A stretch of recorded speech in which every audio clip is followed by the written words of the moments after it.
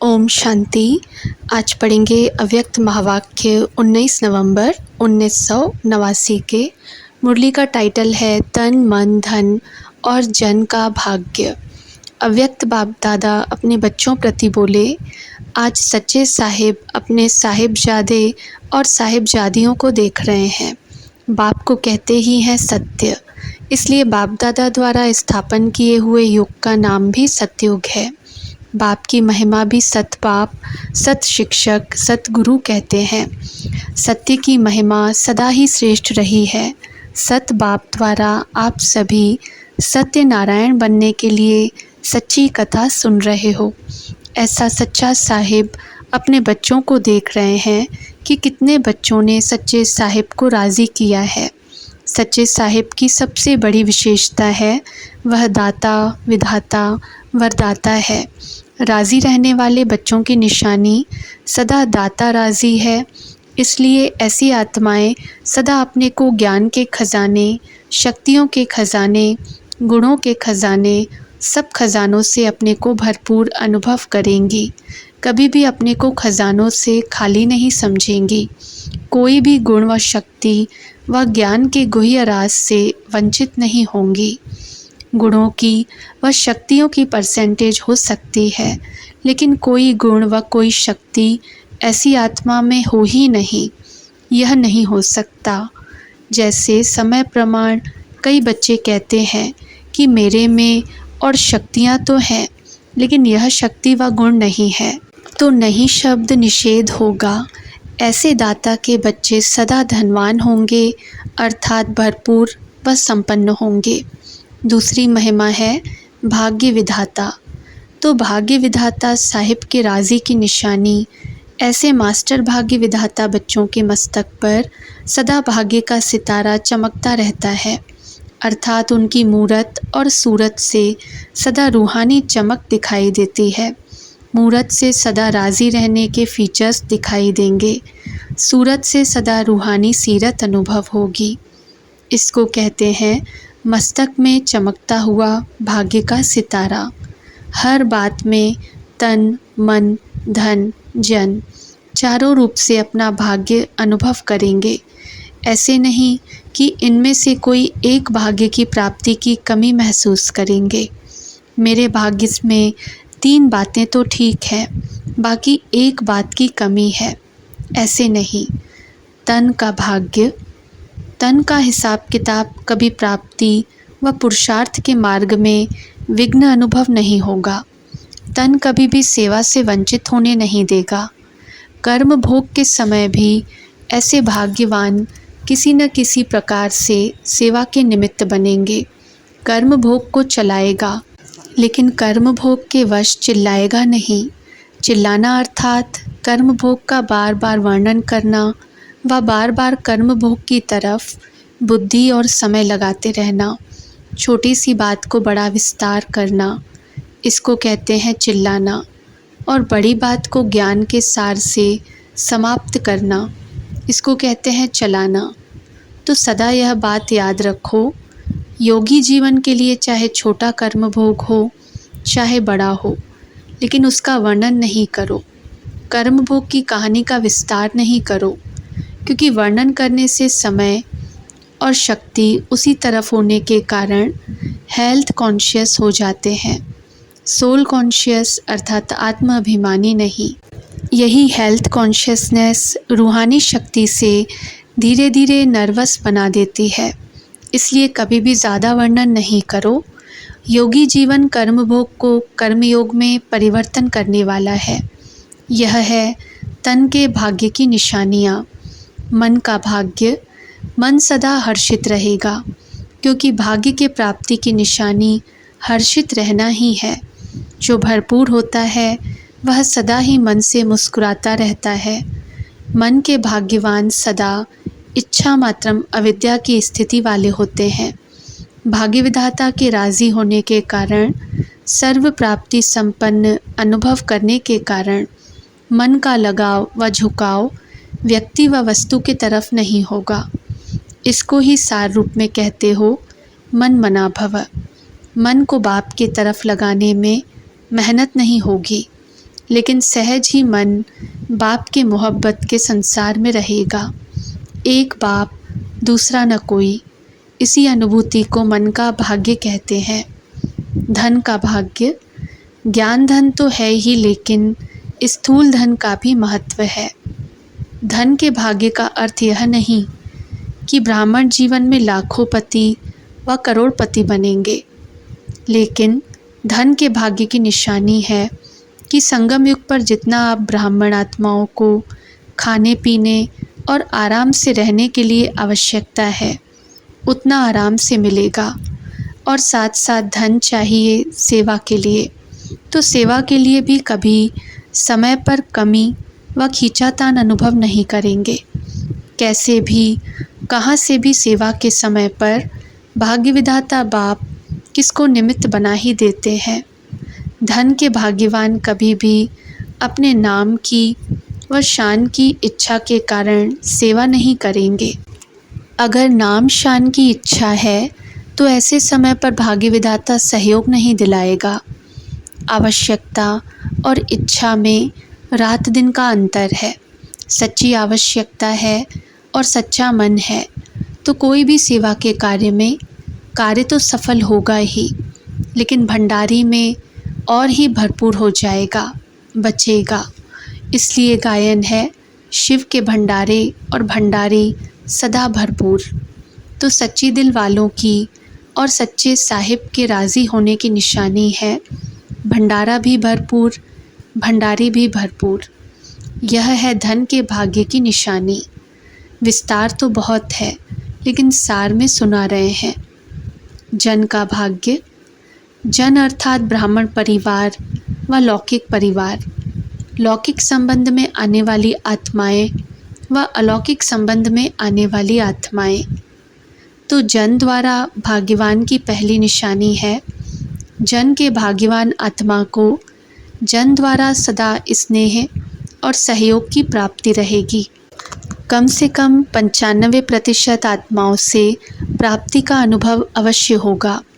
पहले भी सुनाया था कि 5% आत्माओं का हिसाब किताब भी चुकतू होता है, इसलिए उन्हों द्वारा कभी स्नेह मिलेगा, कभी परीक्षा भी होगी, लेकिन 5% से ज़्यादा नहीं होना चाहिए। ऐसी आत्माओं से भी धीरे धीरे शुभ भावना, शुभ कामना द्वारा हिसाब से चुकतू करते रहो। जब हिसाब चुकतू हो जाएगा तो किताब भी ख़त्म हो जाएगा ना, फिर हिसाब किताब रहेगा ही नहीं।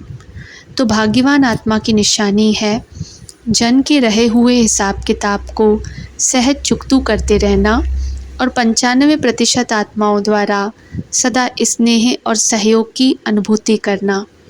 जन के भाग्यवान आत्माएं जन के संपर्क संबंध में आते सदा प्रसन्न रहेगी। प्रश्न चित्त नहीं, लेकिन प्रसन्न चित्त।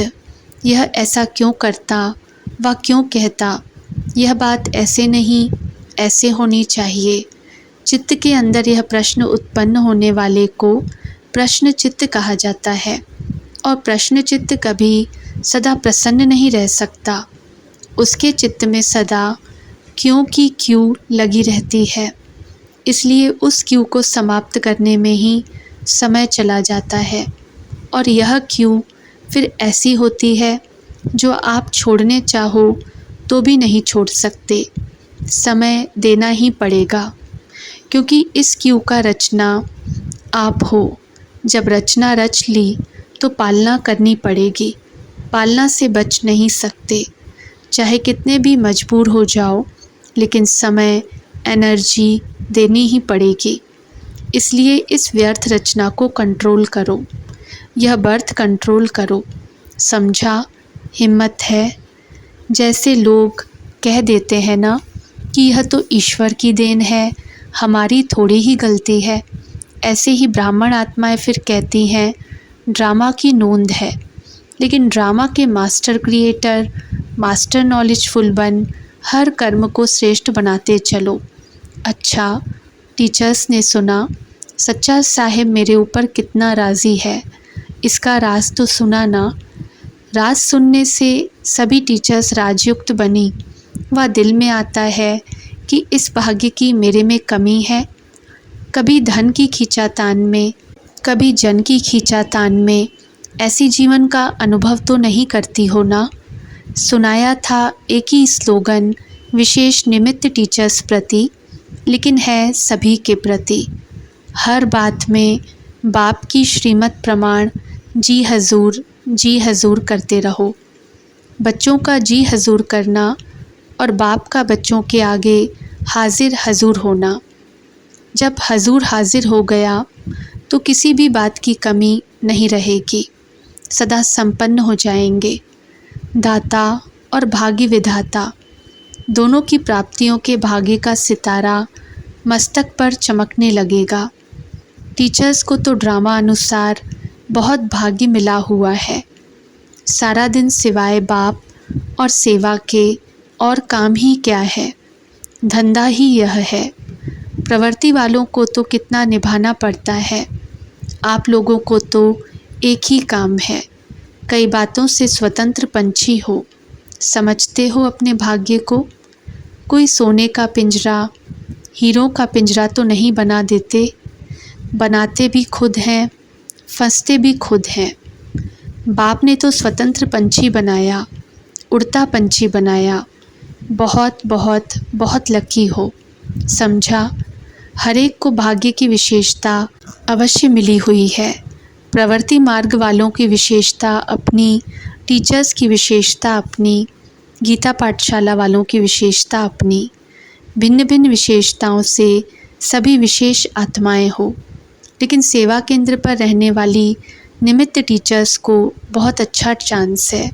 अच्छा, सदा सर्व प्रकार के भाग्य को अनुभव करने वाले अनुभवी आत्माओं को, सदा हर कदम में जी हजूर करने वाले बाप के मदद के अधिकारी श्रेष्ठ आत्माओं को, सदा प्रश्न चित्त के बदले प्रसन्न चित्त रहने वाले ऐसे प्रशंसा के योग्य योगी आत्माओं को बाप दादा का याद प्यार और नमस्ते। पंजाब, हरियाणा, हिमाचल ग्रुप से। सभी अपने को महावीर और महावीरनियाँ समझते हो। महावीर तो हो, लेकिन सदा महावीर हो, या कभी महावीर कभी थोड़ा कमज़ोर हो जाते हो। सदा के महावीर अर्थात सदा लाइट हाउस और माइट हाउस। ज्ञान है लाइट और योग है माइट। तो महावीर अर्थात ज्ञानी तू आत्मा भी और योगी तू आत्मा भी। ज्ञान और योग दोनों शक्तियाँ लाइट और माइट संपन्न हो, इसको कहते हैं महावीर। किसी भी परिस्थिति में ज्ञान अर्थात लाइट की कमी नहीं हो और माइट अर्थात योग की कमी नहीं हो। अगर एक की भी कमी है तो परिस्थिति में सेकंड में पास नहीं हो सकेंगे, टाइम लग जाएगा। पास तो हो जाएंगे, लेकिन समय पर पास नहीं हुए तो वह पास क्या हुए। जैसे स्थूल पढ़ाई में भी अगर एक सब्जेक्ट में भी फेल हो जाते हैं तो फिर से 1 वर्ष पढ़ना पड़ता है। साल के बाद फिर पास होते हैं तो समय गया ना। ऐसे जो ज्ञानी और योगी तू आत्मा लाइट और माइट दोनों स्वरूप नहीं है, उसकी भी परिस्थिति से पास होने में समय लग जाता है। अगर समय पर पास न होने के संस्कार पड़ जाते हैं तो फाइनल में भी वह संस्कार फुल पास होने नहीं देते। तो पास होने वाले तो हैं, लेकिन समय पर पास होने वाले नहीं। जो सदा समय पर फुल पास होता है उसको कहते हैं pass with honour. Pass with honour अर्थात धर्मराज भी उसको ऑनर देगा। धर्मराजपुरी में भी सजाएं नहीं होंगी, ऑनर होगा। गायन होगा कि यह पास विद ऑनर है। तो पास विद ऑनर होने के लिए विशेष अपने को कोई बात में, कोई भी संस्कार में, स्वभाव में, गुणों में, शक्ति में कमी नहीं रखना। सब बातों में कंप्लीट बनना अर्थात पास विद ऑनर बनना। तो सभी ऐसे बने हो या बन रहे हो। किसी ने कहा बन रहे हैं। बाप दादा ने कहा इसलिए ही विनाश रुका हुआ है, आपने रोका है। विश्व के विनाश अर्थात परिवर्तन के पहले ब्राह्मणों की कमियों का विनाश चाहिए। अगर ब्राह्मणों की कमियों का विनाश नहीं हुआ तो विश्व का विनाश अर्थात परिवर्तन कैसे होगा। तो परिवर्तन के आधारमूर्त आप ब्राह्मण हैं। पंजाब, हरियाणा, हिमाचल वालों को तो पहले तैयार होना चाहिए। आप अंत लाने वाले तैयार नहीं हो, इसलिए आतंकवादी तैयार हो गए हैं। तो सभी पहला नंबर लेने वाले हो या जो भी मिले उसमें राज़ी रहेंगे। अनेकों से तो अच्छे हैं ही, ऐसा तो नहीं सोचते हो। अच्छे तो हो ही, लेकिन अच्छे से अच्छा बनना है। कोटों में कोई बन गए यह बड़ी बात नहीं है, लेकिन कोई में भी कोई बनना है। इसलिए सदा एवर रेडी, अंत में रेडी नहीं। एवर रेडी माना सदा रेडी रहने वाले। अगर कहेंगे बन रहे हैं तो पुरुषार्थ तीव्र नहीं होगा। बाप दादा पंजाब जोन को सदा आगे रखते हैं, इसलिए एवर रेडी रहना। बाप की नज़र पहले पंजाब पर पड़ी ना, तो जब बाप की नज़र पहले पड़ी तो आना भी पहले नंबर में है। फाउंडेशन वाले हो तो फाउंडेशन सदैव पक्का रहता है। अगर कच्चा हुआ तो सारी बिल्डिंग कच्ची हो जाती है। तो सदा इसी वरदान को याद रखना कि हर परिस्थिति में पास विद ऑनर बनने वाले हैं। इसकी विधि है एवर रेडी रहना। अच्छा, पंजाब जोन तथा यूपी ग्रुप से ज्ञान सागर बाप से निकली हुई ज्ञान गंगाएं हैं, ऐसा अनुभव करते हो। यूपी में गंगा का महत्व क्यों है? क्योंकि और कोई नदी को पतित पावनी नहीं कहते हैं, गंगा को ही पतित पावनी कहते हैं। जमुना नदी को पतित पावनी नहीं कहते, उसे चरित्र भूमि कहते हैं। पंजाब में भी नदियाँ बहुत हैं। नदी जहाँ से निकलेगी तो हरा भरा कर देगी ना, हरियाली खुशहाली। तो आप सबका भी काम है सबको हरा भरा बनाना। जो आत्माएं सुख शांति के रस से सूखे हुए हैं, ऐसे सूखे हुए को फिर से हरा बनाना, हरियाली लाना, यही आपका काम है। जहाँ सूखा होता है वहाँ मानव कंगाल बन जाता है, और जहाँ हरियाली होती है वहाँ मानव खुशहाल हो जाता है। तो नई दुनिया हरियाली की दुनिया है और पुरानी दुनिया सूखी दुनिया है। आप सब तो बहती हुई भरपूर नदियाँ होना, तो चलते फिरते अपने हर कदम से आत्माओं को हरा भरा बनाओ। इस समय सबका विशेष अटेंशन पंजाब की तरफ है। किस बात के लिए? अकाले मृत्यु के लिए। सबसे ज़्यादा अकाले मृत्यु पंजाब में हो रहे हैं। तो आप सभी अकाले मृत्यु से बचाने वाले हो ना। ऐसी आत्माओं को अमर ज्ञान दे, अमर बनाओ, तो जन्म जन्म अकाले मृत्यु से बच जाएं। सतयुग में अकाले मृत्यु नहीं होगा, अपनी इच्छा से शरीर छोड़ेंगे। जैसे यह पुराना वस्त्र अपनी इच्छा से बदली करते हैं, मजबूरी से नहीं, ऐसे यह शरीर रूपी वस्त्र भी अपनी इच्छा से बदली करें। जैसे कपड़े का समय पूरा हो जाता है, पुराना हो जाता है, तो बदल देते हो, ऐसे समय प्रमाण, आयु के प्रमाण शरीर परिवर्तन करेंगे। तो आप बच्चों को ऐसी दुखी आत्माओं को यह खुशखबरी सुनानी चाहिए कि हम आपको 21 जन्मों के लिए अकाले मृत्यु से बचा सकते हैं। आजकल अकाले मृत्यु का ही डर है। डर से खा भी रहे हैं, चल भी रहे हैं, सो भी रहे हैं। ऐसी आत्माओं को खुशी की बात सुनाकर भय से छुड़ाओ।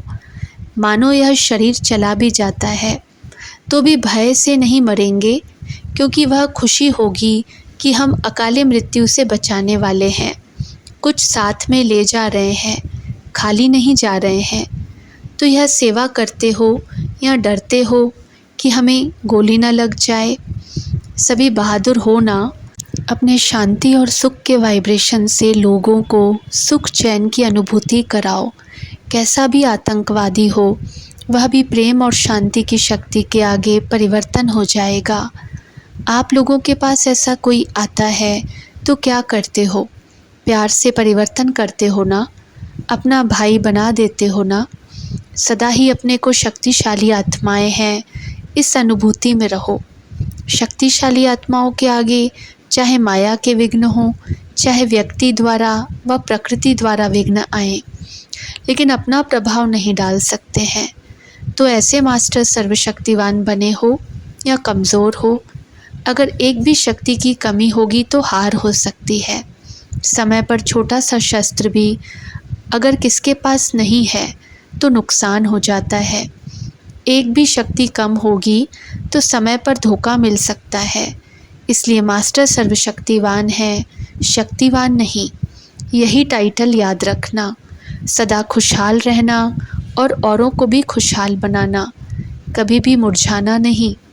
तन भी खुश, मन भी खुश और धन भी खुशी से कमाने वाले और खुशी से कार्य में लगाने वाले। जहाँ खुशी है वहाँ 100 भी हज़ारों के समान होता है, खुशहाली आ जाती है। और जहाँ खुशी नहीं वहाँ 1 लाख भी 1 रुपया है। तो तन मन धन से खुशहाल रहने वाले हैं। दाल रोटी भी 36 प्रकार का भोजन अनुभव हो। तो यही वरदान याद रखना कि हम सदा खुशहाल रहने वाले हैं। मुरझाना काम माया के साथियों का है और खुशहाल रहना काम बाप के बच्चों का है। अपने को गरीब कभी नहीं समझना, सबसे साहूकार हम हैं।